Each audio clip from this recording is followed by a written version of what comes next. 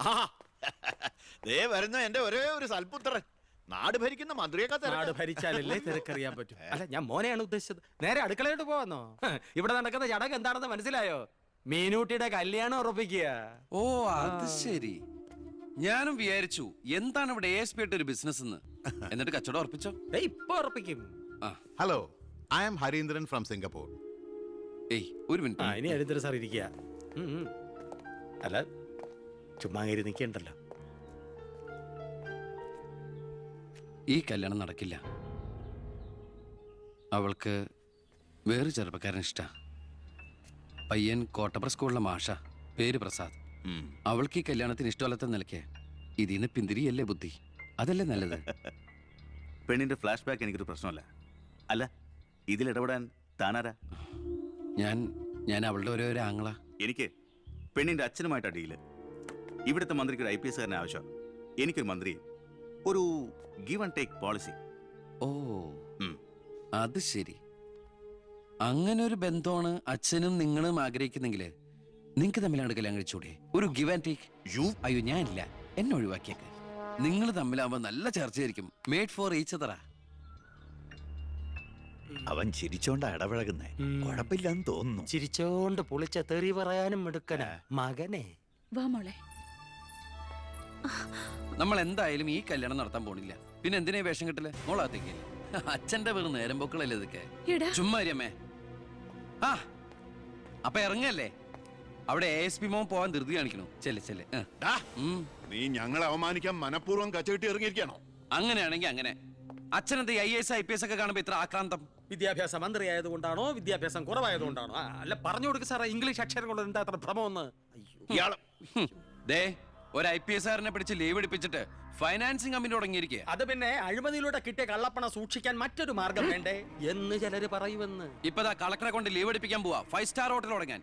ഇതുമൂലം രാജ്യത്തിന് നഷ്ടപ്പെടുന്നത് ഒരു IAS കാരന്റെ IPS കാരന്റെയും സേവനം. അയ്യോ, അതോർത്ത് സാറ് സങ്കടപ്പെടരുത്. ഇവരുടെ സേവനം നഷ്ടമാകുന്നോണ്ട് രാജ്യത്തിന് ഗുണമേ ഉള്ളൂ, ദോഷമില്ല.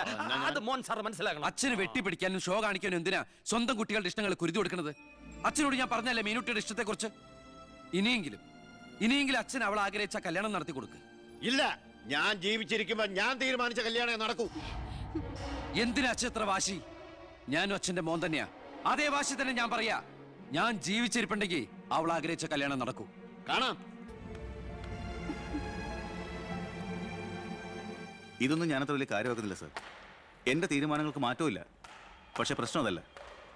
പെണ്ണിന്റെ സ്നേഹബന്ധത്തിന് സ്ട്രോങ് ആയി സപ്പോർട്ട് ചെയ്യുന്ന ഒരാള് കുടുംബത്തിൽ തന്നെ ഉള്ളപ്പോ അവനെ വീട്ടിൽ നിന്ന് അടിച്ച് പുറത്താക്കി പടിയടച്ച് വിടണം വെച്ചാൽ പത്രക്കാർ വേറെ കഥകൾ ഉണ്ടാക്കും.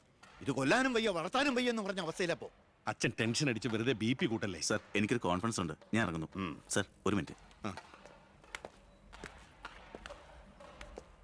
ഇനി എന്താ ചെയ്യേണ്ടതെന്ന് ഞാൻ പറയാൻ സാറിന് അറിയാലോ. അച്ഛന്റെ മൊബൈൽ ഒന്ന് തന്നേ.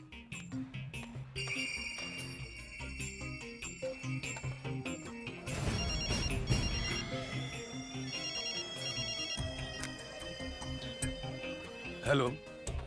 പവിത്രന് പേര് പ്രസാദ്. കോട്ടപ്പുറം UP സ്കൂളിലെ കണക്ക് വാദ്യാർ. രാഷ്ട്രീയ വൈരാഗ്യം. പിന്നെ വിവരങ്ങൾ അപ്പപ്പോ എന്നെ അറിയിക്കണം. നീ ഇപ്പൊ എന്ത് ചെയ്യാൻ പോവാ? അച്ഛൻ ആരുടെ മുമ്പിലും തല കുനിക്കുന്നത് കാണാൻ എനിക്ക് വയ്യ. നമ്മുടെ മീനുവിന്റെ കല്യാണം മാന്യമായി നടത്തണ്ടേ അച്ഛാ?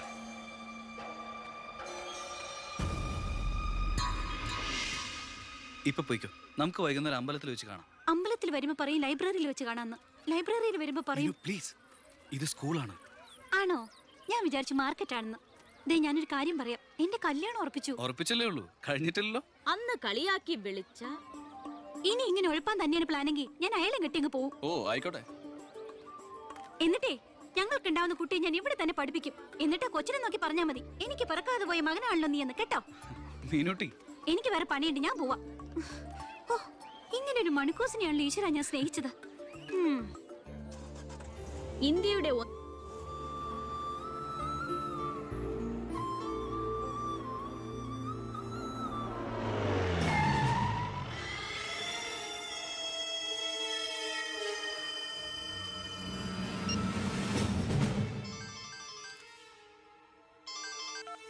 ഹലോ.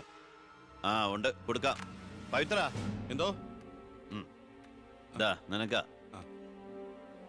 ഹലോ പവിത്ര സാറല്ലേ? ഞങ്ങൾ സ്കൂളിലെത്തി. ആ ഇനി ഈ നമ്പറിലേക്ക് വിളിക്കണ്ട. ആ ശരി ശരി, ഓക്കെ.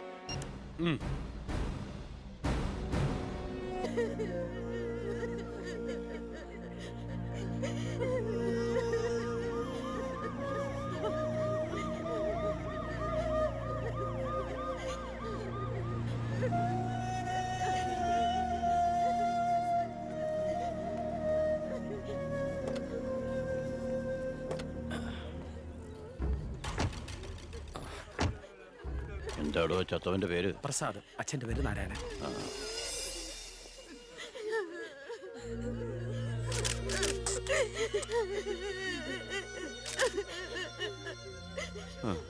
പ്രസാദിന്റെ അച്ഛൻ ഈ ഇരിക്കുന്ന. ഞാനാണ്. പ്രസാദ് എപ്പോഴും പറയുമായിരുന്നു അച്ഛനെ കുറിച്ച്. വിഷമിക്കരുത്.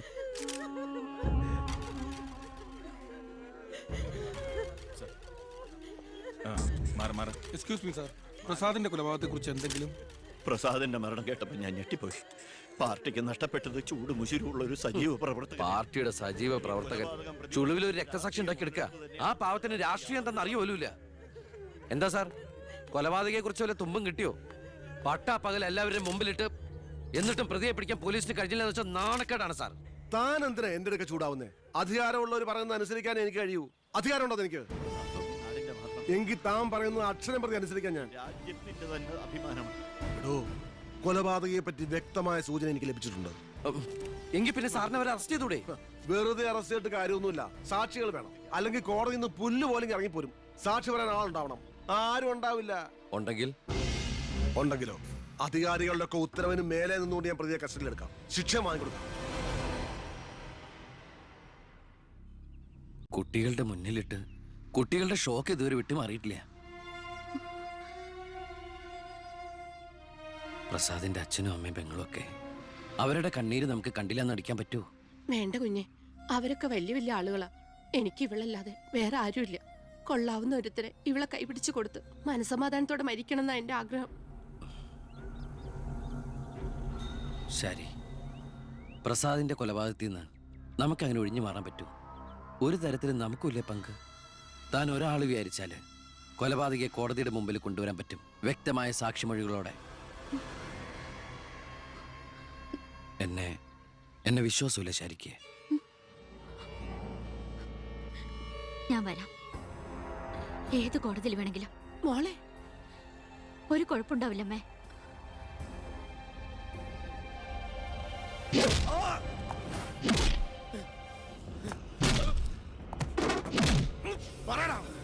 നീ ചെയ്തത് ഇവനാണ് മുഖ്യപ്രതി, വെട്ടൂർ ശിവൻ. ഇതൊരു രാഷ്ട്രീയ കൊലപാതകമായി വളച്ചൊടിച്ചതിന് പിന്നിൽ ആരാണെന്ന് ഇവന് അറിയാം. പക്ഷെ പറയില്ല. നീ കാരണം എന്റെ പെങ്ങള് പോലീസ് സ്റ്റേഷനായി പോയി. സാറിവിടെ നിൽക്കണോ? അല്ലെങ്കിൽ ഞാൻ നിന്നെ കൊണ്ട് പറയിപ്പിച്ചെന്നെ കേട്ടോ. ഞാൻ നിൽക്കുന്നത് താൻ കാര്യാക്കണ്ട. കൊടുക്കടോ. തന്റെ പെങ്ങളെ കെട്ടായിരുന്നവനല്ലേ ഇവൻ കൊന്നത്. അപ്പൊ പിന്നെ ഞാൻ ഇടിക്കുന്നതിനേക്കാളും പവർ തന്റെ കഴിക്കാം. നോക്കി നിൽക്കാതെ കൊടുക്കണോ.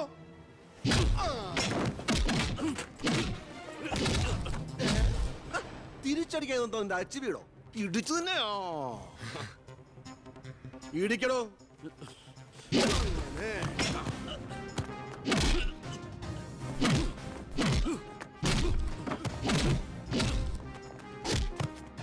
എന്താണോ നോക്കി നിൽക്കുന്നത്? ആ ട്യൂബ് മാറ്റിയിടാൻ പറഞ്ഞത് എത്ര ദിവസമായി? പോയി മാറ്റിട്ടോ.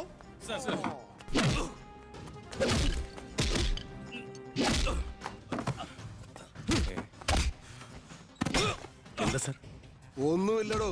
പോലീസ് സ്റ്റേഷനിൽ കൊണ്ടുവന്ന് പ്രതി ഓടി രക്ഷപ്പെടാൻ ശ്രമിച്ചു. പിടികൂടിയപ്പോ പറ്റിയ മുറിവുകളാണ് ദേഹത്തെന്ന് FIR എഴുതി ചേർന്നു. സാർ,